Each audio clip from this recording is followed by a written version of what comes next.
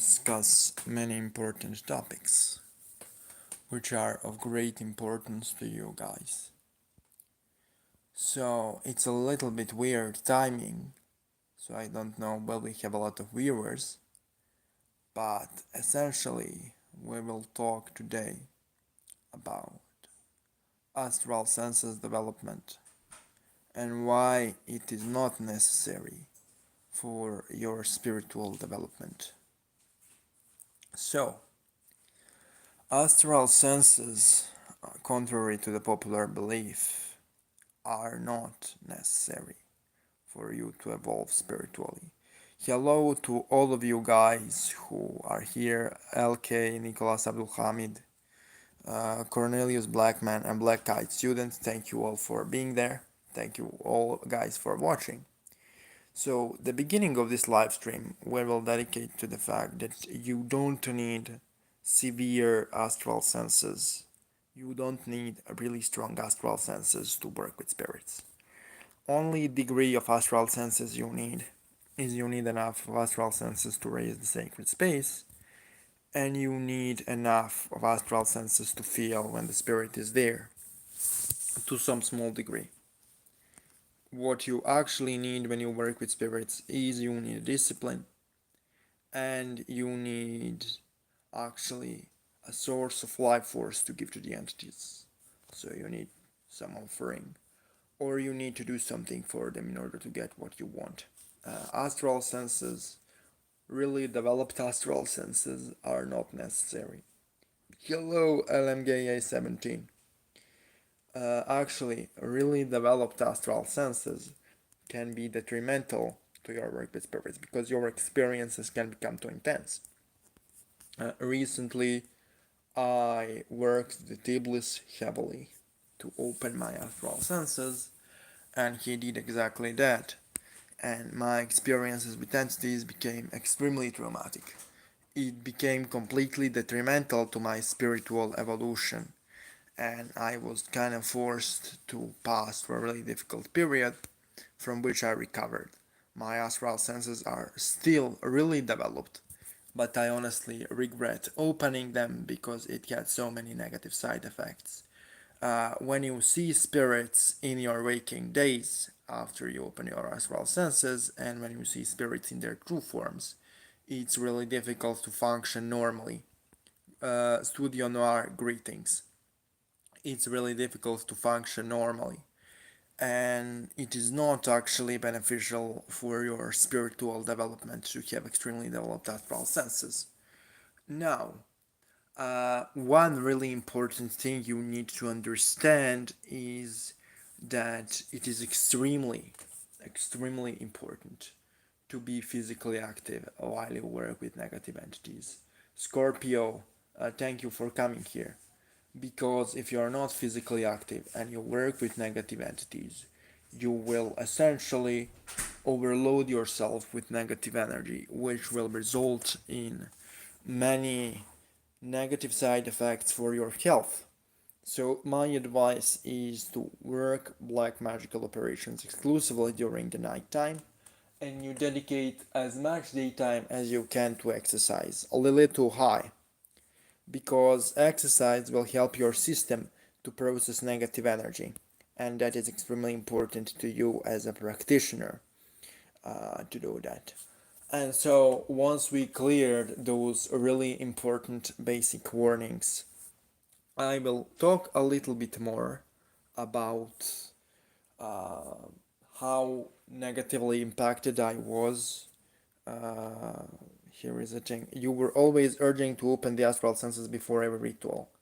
I was always urging people to open senses to initial degree, okay? I never urged people to open senses on an advanced degree. When I say initial degree, let me explain what I mean by that. Initial degree is a degree where you feel energies, okay? So you feel basic energies, you have basic resemblance of what essence each entity has. I was talking about that degree of astral senses. I wasn't talking about degree of astral senses which is seeing spirits in 3D, seeing them in your waking life, not being able to function normally because you see spirits all the time. Uh, that kind of thing I wasn't talking about ever when I discussed astral senses opening for beginners, so I don't want my words to be misinterpreted. Okay? So, one of the good ways you can essentially physically prepare for working with spirits is yoga. However, because not everyone is capable of doing yoga on an advanced level, my advice is to simply do. Are you having Anima as a guest again? Yes, she will be guest again shortly. Anima is actually really interesting. People like watching her, and she is a friend of mine. By the way, since every body is different, every system is different. The only thing I advise for work with spirits and exercise is to essentially exercise until you sweat at least twice a day, because sweating helps your body to process negative energy heavily. And now, when we clear those three basic things, I will discuss Lilith, succubi, and spiritual marriages. You can learn vampirism skills to take energy back from yourself to yourself from darkness. Here's the thing: the reason why I don't propagate vampirism heavily on my channel, however I teach it to people heavily, is because vampirism is not as harmless as people claim it is. Okay, vampirism can severely fuck up your body, and then again, can you talk about opening portals to realms of Belial? Yes, I can, but let me first answer the previous question. So, regarding vampirism, what you people need to understand is that vampirism is not a natural means of obtaining energy, okay? It is a form of cannibalism. Vampirism is a form of cannibalism, and if you do cannibalism, physical cannibalism, without preparation, you can kill yourself. The same is true for vampirism. So, regarding vampirism, it can make your aura toxic, and it can make your aura dependent on other people's energies, and it can really detrimentally influence your health, mental, emotional, and physical. What I advise is, before you start working vampirism and doing vampirism, you first need to build reserves of your spiritual power. How do you build reserves of your spiritual power? It is through praying to the left side of the source and calling your spiritual guides to empower you, to raise your spiritual level. Now we will answer the question of Katharina D. Done lots of your rituals and exercises. Can you talk about opening portals to the realm of Belial? Yes, I can. It is something which is part of heavy alchemical pathworking with aforementioned entity. Opening portals of Belial is something you should prepare for, because it doesn't only open portals outside of self, it opens portals within the self as well, and it makes you a vessel for Belial as a being. It creates extremely advanced connection between you and Belial. So my take on this is the following. Call Belial heavily for 7 nights, fortify your aura, and then open the portals as described in a video, because I filmed 2 or 3 videos detailing how to open portals for Belial. All of the instructions are there. But my advice is, before you do that, fortify aura heavily, and understand that opening gateways for Belial in such a way is a form of unwritten pact with him. You will become bound to his current, in a sense. He will be part of you, and you will become an extension of him. So be extremely careful how will you do this and why will you do this. And opening of the portals should be done alongside doing some form of your goals, doing some form of manifestation for your goals. So as you open portals, your goals manifest. Now, when we answered all of the questions, we can keep talking about Lilith. So, tonight, night is dedicated to Mother Lilith and the succubi. Now, tonight specifically, somebody requested a really good topic, which is to talk about spirit marriages.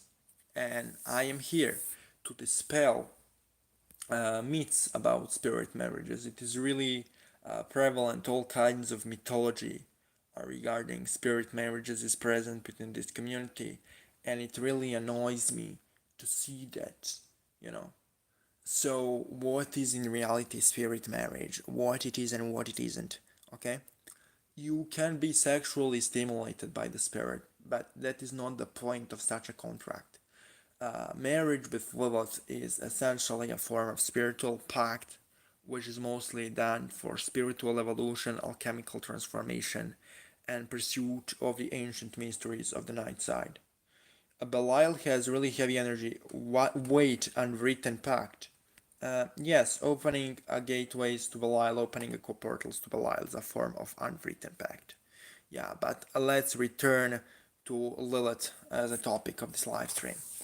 So, here's the thing, a lot of people offer succubi binding services. And here's the thing, if you guys want to succubi, my advice is open basic astral senses before reaching out to me or anybody else for succubi. Because if you don't have astral senses opened, it can turn into a really nasty experience. And you will regret it. So let me first talk about some of the characteristics of working with the succubi. First and foremost, in every sexual transaction with your succubi will take a large amount of your life force energy in order to feed. In return, you will get an insight into the spiritual mysteries of Lilith and the night side and the succubi. Second thing you need to understand is that working with succubi connected to Gamaliel and Lilith, which are those succubi which are the most sexually satisfying, can create illnesses in a body as a form of initiation. The third thing you need to know about those beings is that those beings should be treated with respect and they shouldn't be treated as sex toys. If you want to have a succubi, the primary goal should be spiritual evolution and pursuit of knowledge, and sexuality should only be a means to an end. It should not be the sole goal of interaction. Work with the succubi can be really beneficial because they are really easy to trade with and they are really easy to work with. They only feed of sexual energy, and as much as you feed them, that much you will get. Also, certain succubi are kind-hearted, so you can have a relationship with them in a way you would have a relationship with your friend in a human world.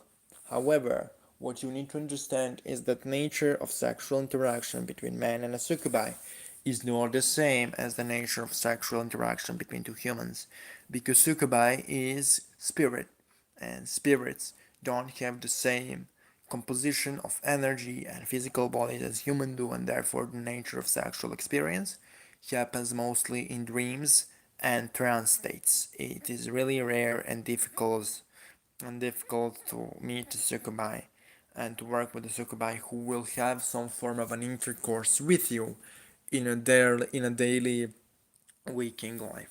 What succubuses are warlike? Those attributed to Ashmedai and Nama are more warlike. But when people talk about succubi, they mostly talk about succubi attributed to Lilith, and they are pretty much the type of being which is capturing the popular imagination. Now, I will describe here some of the procedures I described in my previous videos, but I will elaborate on them and I will tell them in a more complete and more refined version. So, how to start working with succubi? First is preparation. You need to start working with the black moon.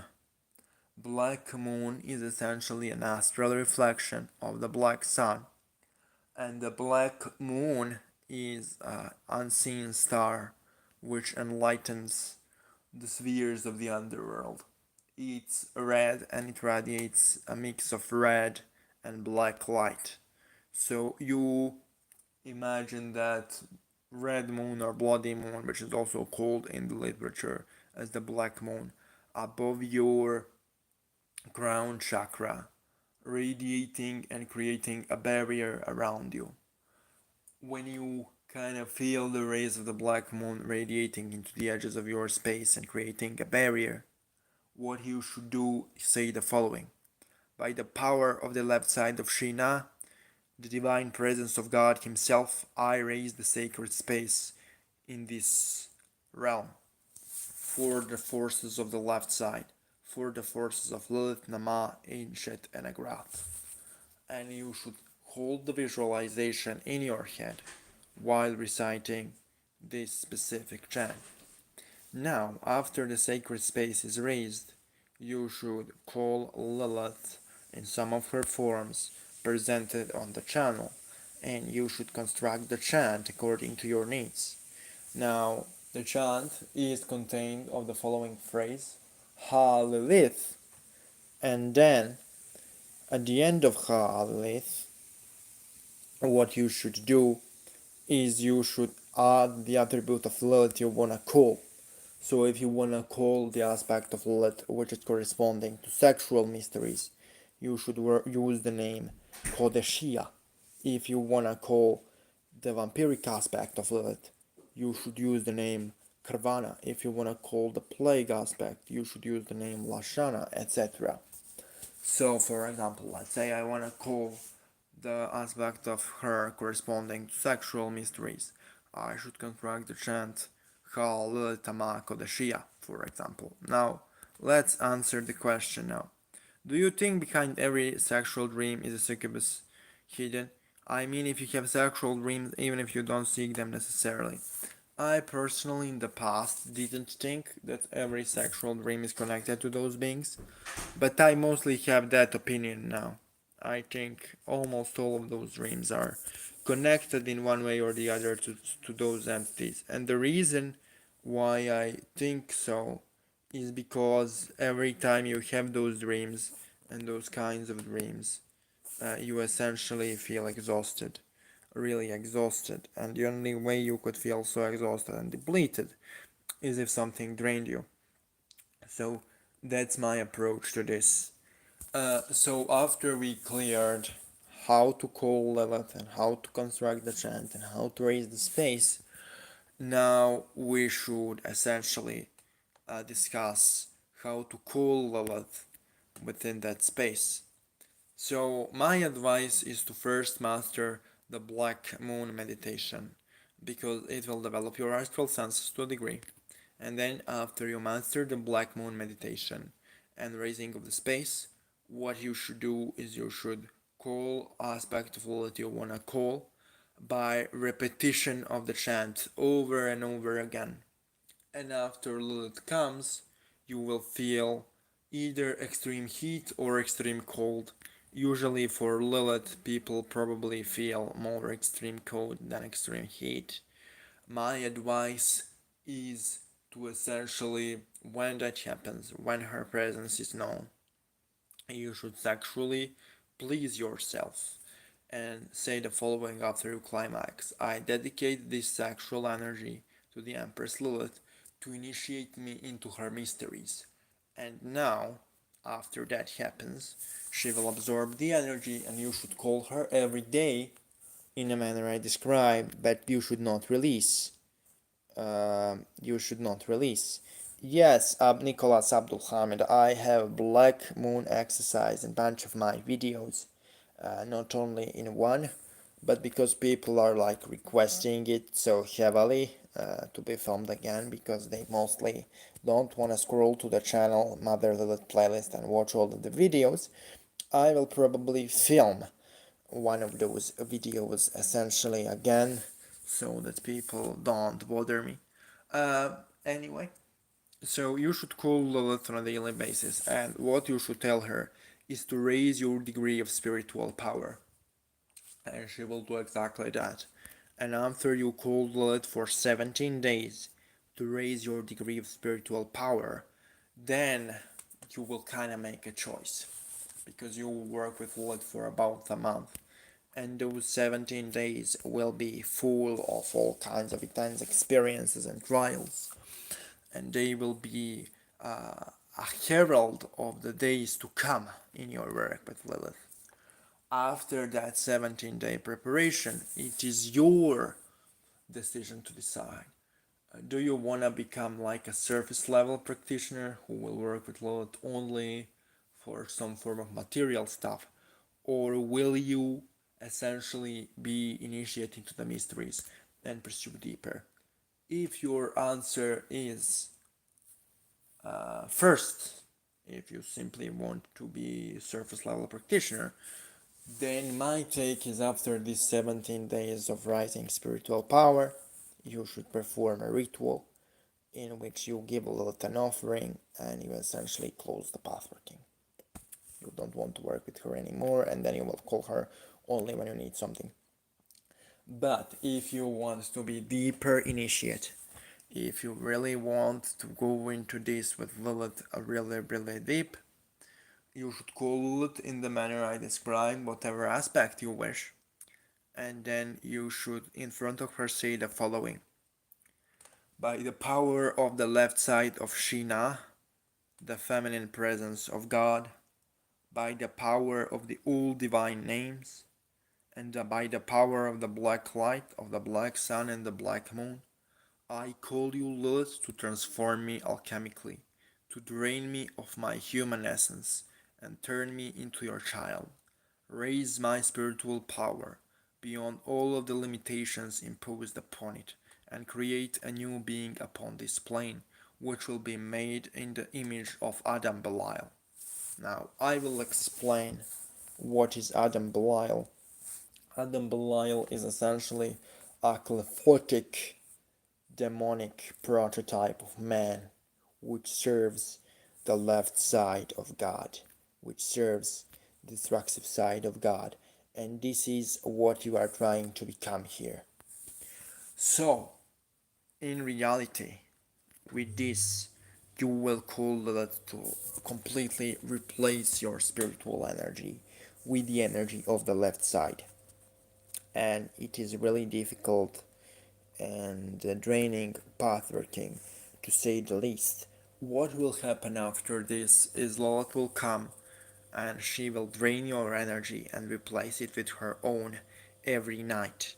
It will greatly open your psychic senses and spiritual power, and you will become a really new degree of a being. Without that transformation, I would never achieve what I have achieved so far.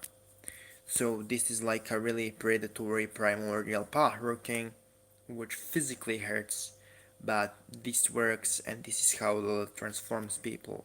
Now, there are instances when you work with Lilith, what she will purposefully do is she will attract not so benevolent people of the preferred gender. Did the ritual 11 nights of the sacred space, black, red moon, Lilith, middle pillar, decay to skeleton, then acquired sigil and fed it blood for another 3 while scrying in it for alchemy. Yeah, Katerina, it's good. What do you think? What is Lilith from the Sumerian times? And my second question would be about the names of God. So Lilith from the Sumerian times is the same Lilith we work with today. I don't think that it is different being. I simply believe that the Jews and Sumerians tapped into different aspects of the story, but it is still the same individual. So Katrina D, my advice to you, alchemy is a spiritual transformation. Okay? Nicholas Abdul Hamid. So, yeah, this is essentially it. And Lilith will probably do this vampiric thing with you for about 2 months until your aura is completely replaced. And then you will be able to tap into her mysteries much deeper. Katrina D, I am interested now in this live stream. Can you tell us what are the effects of you feeding the sigil? What you said, indeed, it's for mental, emotional, physical, and mundane transformation. Can you talk about it more? So, After you finish like a first degree of that, okay, after Lilith drains you for about 3 months and completely replaces your aura. Hey Eldoria, by the way, if you don't know, not only is Eldoria a badass witch, but she also passed together with me through the aspects of this pathworking I am discussing. So yeah, Eldoria actually knows what I'm talking about. So after Lilith drains you of energy and she replaces her essence with yours and your essence with hers, what happens usually is, you know, you obtain certain level of being uh, psychically gifted, okay, and also spiritually empowered, and your mundane transformation and mental transformation and emotional transformation takes place. But it is only a first step. It is only a first degree. What happens really after that is Lilith kind of treats you not like a human anymore. You are kind of treated like something between demonic and a human entity. And what will she guide you towards is destruction of natural limitations imposed upon human aura. There is like a form of a cocoon which is around all of us humans, and that cocoon is designed to block the expansion of the aura so that human aura cannot take too much energy.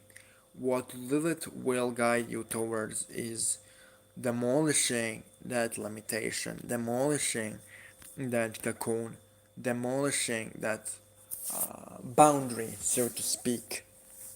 And she will guide you toward destroying that cocoon so that your aura can expand to a large extent.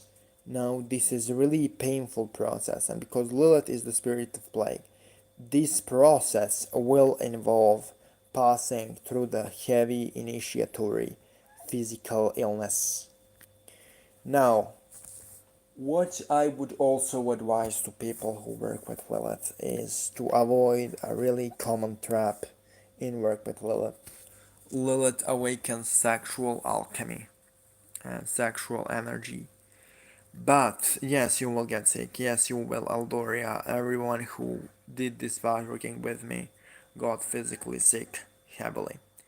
So, really, when you kinda build up your energy and when you work with the energy, what you need to understand essentially is that technically Lilith will give you a set of tests. What does sexual alchemy do to you? Here's the thing, a lot of people are asking questions and I'm losing the train of thought. So what I intended to say before my attention flew away was don't overindulge in your sexuality, okay? Because those vampiric entities who will be attracted to you will drain you of that energy and it will be really detrimental for you. You really need to find the balance, okay? It doesn't matter which gender you are. It really doesn't matter. You need to find a boundary. You need to find a balance. Essentially, Lilith will, after this transformation is completed, give you a set of tests, and those tests will be personalized to you. To me, those tests were to create a demonic entity and open her certain number of gateways. Now, for you, those tests will be personal, but they will be directed towards destroying that cocoon and allowing your aura to expand more intensely. So, what I have as an advice to people who want this path working is you really need to consider, do you want to really call Lilith just to solve an issue, or do you want to become an initiate into her mysteries and to reach the left side of God through her? This is a question you need to know, this is a question you need to decide, and this is a question which you need to answer to yourself before approaching Lilith. Because many people want to want in reality only material gain from Lilith, and that is fine. If you want only material gain, that simple give and take really. You tell her what you want, she tells you what you can do in return, and you do that, and she does her thing, and then you get what you want. And that's how majority of people see Lilith really. But they would lie and they would say that they want to be initiated, and then when real initiation starts, they run in fear, they run in terror. So you really need to be honest with yourself, otherwise this will not end up well for you. Now I will give few practical tips for work with Lilith, and few practical tips for vampirism. So vampirism, as I said, is really dangerous, but I will give some advice regarding vampirism. Can women work with Lilith and do all described here? Yes, they can. Actually, women will have easier time of doing this than men, a much easier time, because women generally lose less energy through sexual activity, and it's much less risky for them. This kind of thing. For men, it's riskier, and men have more difficult time. And I discovered this through talking to many women who work with Lilith. They usually have easier time, much easier time than guys. So, really, vampirism, how to do. So first, you need to learn how to raise the space, and you need to vampirize only in the sacred space. So then you create tentacle coming out of your third eye, white tentacle made of white windy energy. You focus on creating a tentacle, and once you feel a tentacle, focus on the person you want to take energy from, and then simply visualize your tentacle injecting into the person and taking energy. And after 15 minutes of this visualization, you will start taking energy, and it will become a really euphoric feeling. Once you learn how to do this, you will need less than 15 minutes of focus to feel the energy of your enemies coming into you. Now, my take on all of this is that you need to refine the energy, and I will show you the simple methods how to do so. How to refine the energy you vampirized from your foes. So after you finish taking the energy, you should say the following.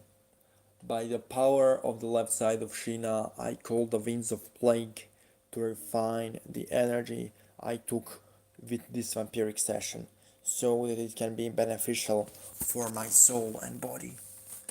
And you repeat this chant, and what will this literally do is this will call the hordes of Lilith, aka the winds of plague, and they will refine the energy you absorb. You should repeat this chant for about 50 minutes, and essentially what this will do is this will call those entities, and they will start refining your energy body. And how you will know they are present? The answer is simple. The coldness with you in the room and the pressure with you in the room will greatly increase. And that's how you will know that those spirits are there. So this specific form of refinement will essentially make you sick after some time and induce that initiatory sickness. But it will always be a form of sickness which will be beneficial for you at the end after you go through it, and it will strengthen your aura. This method is safe. However, I don't recommend vampirism for beginners, and therefore I don't recommend those vampiric methodologies for beginners, but they are extremely effective, so do with this as you will. My main work is to recover from trauma, and I used to work and choose Lilith and I have been working your Lilith ways for a year, and yes, many tests, many, but also huge recovery forward. Regarding trauma recovery, I will just give a short note. Personally, it is something. The best way to recover from trauma is to simply do your work with entities and then stop thinking about it. Don't dwell on it. Ave, all brother and sister, I enjoy with Lilith watching this time. Did you know we came because he's out control, Kelly's out of control, with Lilith and Samuel not playing, not a joke. I didn't necessarily understood what you said, but thank you for watching. Is it necessary to work with higher entities, either positive or negative, to connect to one of God's sides? Yes, it kinda is. Dmitri, while I feel intuitively honored to work with Nama and Asmodeus about such matter, I get silence from Lily. Do you find it strange? No, I don't find it strange, Studio Noir. Different people are attracted to different spirits, and don't be ashamed because certain entity doesn't want to work with you or you get silence. That's completely normal, and don't panic about this. Chill out. Uh, really, Katrina, if you want an advice from an occultist and spiritualist, I recommend you read about the 7 major chakras and meditate on them while surging. Yes, meditating on chakras helps, but there is much about chakras people don't know. First and foremost, 7 chakras are not so important on the left hand path. 7 upper chakras, what you have to work on is the 7 lower chakras, but they are dangerous. And you also have to work with 4 chakras at the back of the head. The chant for those 4 chakras on the back of the head is Om Garvai, Om Garvai. Chant this chant and focus on the back of the head. I will do the live stream on the lower tantric chakras in the future. However, this knowledge is dangerous, so use it for your own sake. Om Garvai is the chant which doesn't stimulate lower tantric chakras. Lower chakras, it stimulates the 4 chakras, which are where your neck and head meet, and they are safe. They are essentially for hearing spirits. So, anyway, guys, do you have any other questions? Ask me a few questions. I essentially said everything I intended to say uh, uh, in order for this live stream. This is almost 14 minutes long. How do you know if he and she are chosen by Lilith? Really, there is no such a thing as chosen by Lilith. Majority of people who claim to be chosen by Lilith are delusional or ego tripping. My stance is this, you are close to the certain entity as much as you work with them, and don't fall for the ego trips of others. Dear Dimitri, what do you think about Curtis Joseph Arimanic work? It is one of the best occult books written in modern times. And Curtis did some weird shit later after he wrote that book, but the book itself is impressive and you should definitely buy it if you want to work with Harriman. What you think about God names? The God names are the currents of the universal energy, and they exist within you as well as outside of you. Do you have any books to recommend the left hand yoga and chakras, please? Verifiable Hindu books from Hindu sources I don't have. The only advice I can give you uh, is to essentially work with I and World Foundation, become their patron, you know. I have on last ask a bit of topic. What's your opinion on the Devil's Quran book? I didn't read it and I didn't study it. What benefits does ghusl, the full body ritual purification Islamic, has? I never performed it and therefore I cannot talk about it. Really, I don't have experience with Islamic purification techniques. Anyway, guys, thank you for watching the live stream. Talk to you soon. It was really a good time, and thank you all for amazing support. Bye.